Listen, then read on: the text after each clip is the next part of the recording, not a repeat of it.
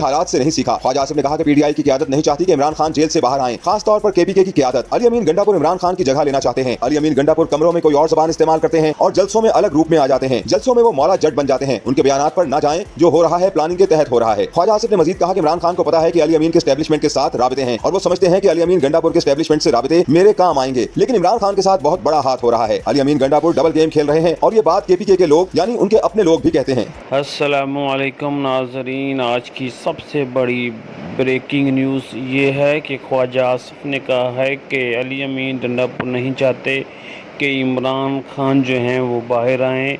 अली अमीन गंडापुर के जो हैं फ़ौज के साथ राब्ते हैं, ये बंद कमरों में और फैसले करते हैं और बाहर और ये बयानिया इसका और है। अंदर खाते जो ये काम कर रहे हैं वो और हैं। पीटीआई की क़यादत हरगिज़ नहीं चाहती कि इमरान खान जो हैं वो बाहर आएँ। अली अमीन गंडापुर खुद इमरान खान की जगह लेना चाहते हैं। ये थी आज की सबसे